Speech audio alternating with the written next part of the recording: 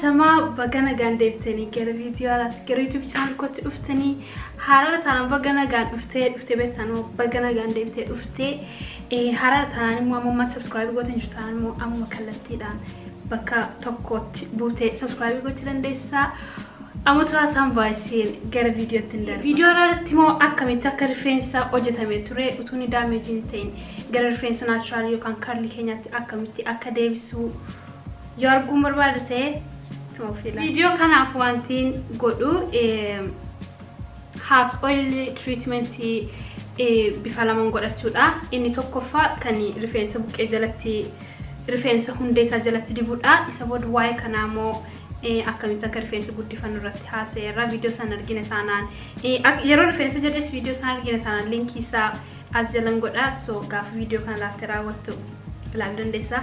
Maalumaaf iyyuu Jamaayikaan casserole kan hin fayyadamu buqqee kootti jechuudha. Rifeensa hundee isaa jalatti zeetiin casserole kun baay'ee furdara soo kanaaf jedheen kanaaf jin kan waliin makuu akkasumattis godhachuu ni danda'ama. Maalumaaf iyyuu xiqqoo kana keessatti waliin makee qabachuudha. Zeeta kana lamaan jechuudha. Ammuma rifeensa kootti ga'uun walitti makaa isa booda xiqqoon fuudhee isinitti agarsiisa. Kun immoo dhumeera. Rifeensa kan morgan hojjedhe torbee lama darbeera wayitii. So hundeen isaa jalli oh my god akka inni samee jiru jechuudha. Forforiin isaa akka inni itti ka'ee jiru. Maalumaaf zeeta kana lamaan walitti naqaa.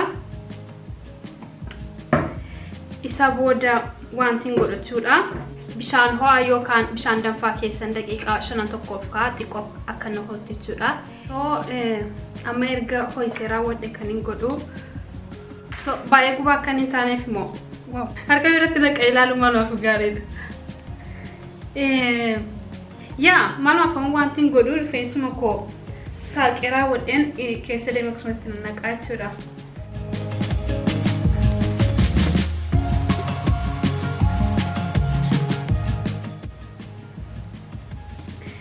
Isa booda immoo zeetichi keessa fiiga waan ta'eef akkuma sanaan rifeensatti massaaji gochuun gaariidha jechuudha.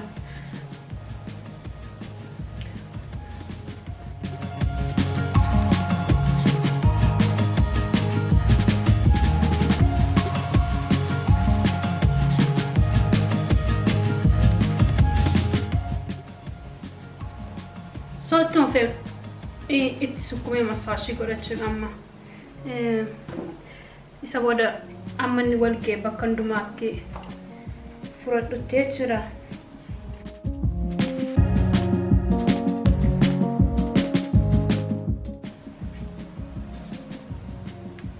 Ati cabee jira. Amma itti dibee raaqeera jechuudha. Isa booda isa kaan immoo akkumatti dibeen ittiin massaaji godhaa jechuudha. Kan massaaji godhu immoo daqiiqaa 3 amma 5tti nu magaa.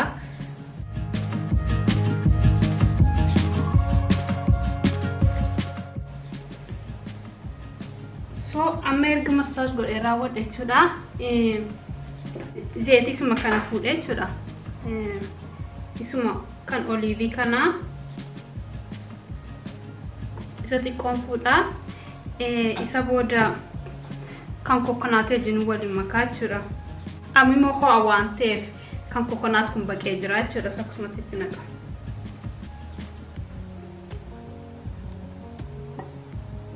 Maalumaaf iyyuu kanas naannoo isaa jechuudha. Isa booda amma kunootti immoo rifeensa koo massaaji godhaa jechuudha. Amma isa kana xiqqoo massaaji gochaan ture. Isa booda amma isa kanaan rifeensa koo iddoo kaasaatti naqaa jechuudha. T-shirtii samaan ofirra godha qooda isaa.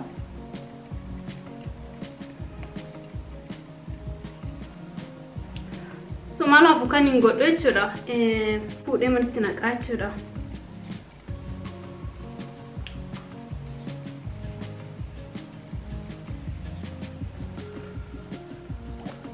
Gara caalmoo rifeensa keenya gara caalmoo rifeensa keenya caabisaatu dafee damage ta'a waan ta'eef so gara caalu sumatti godhachuudha.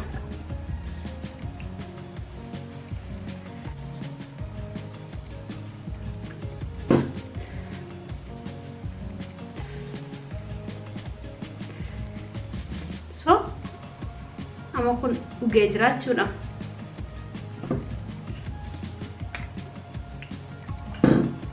Akkatti godhee itti dibuu nan danda'a jechuudha. So wada gara kanattis nan dibachuudha akkasumattiin.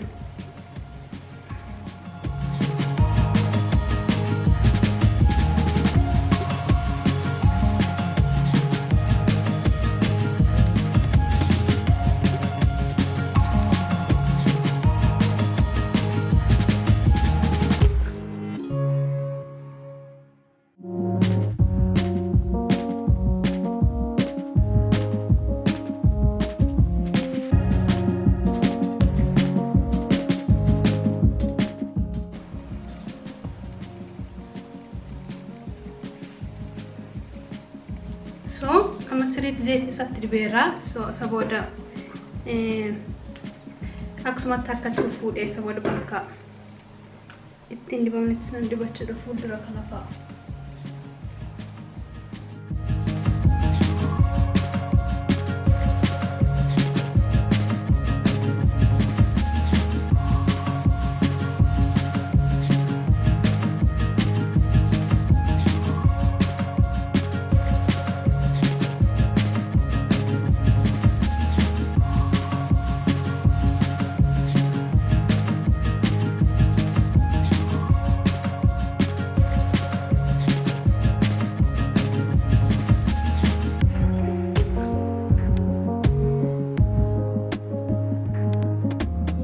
Amma kutuma sat ergan dibera wadde daqiiqa 40 ittiin akka istiin jechuudha. Maree maraa wadde isa booda so rifeensa kokkeessi erga walitti qabsiisee godhe booda feestaalii kanatti godha. Isa booda daqiiqa 40 daqiiqa 30 amma sa'aatii tokkotti turee raawwadde isa booda rifeensa koo miicaa jechuudha. Rifeensa koo wanti itti miicuu kanaan miicaa jechuudha. Koowwashi kan asaayamirraa isaan miicaa jechuudha. Isa booda kanaan miicee garuu yoo rifeensa koo qulqullaa'u isaarratti hundaa'e kanaan sirriitti naan qulqullaa'u taanaan immoo shaamburaan miicaa akkam akkan godhu booda gaafaan miicee raawwadhuun deebisnu itti hima.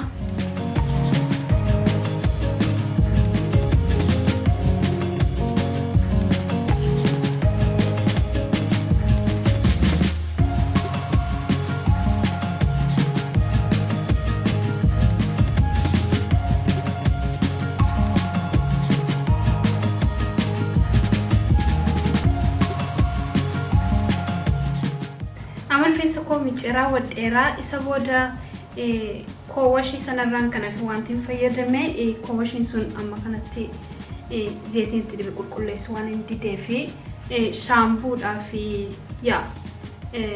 kanuma kan ta'e jechuudha. Shaampuu isaatiif kondiishinarii isaa fayyadamee jiru. So amma rifeensi koo qulqullaa'ee jira. Isa booda karliin koo deebi'eera jechuudha.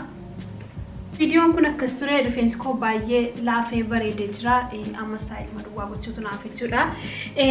Viidiyoo irraa kana immoo akka baay'ee irraa bartanii akka itti gammaddanii akka itti bohaartanii nan abdadha.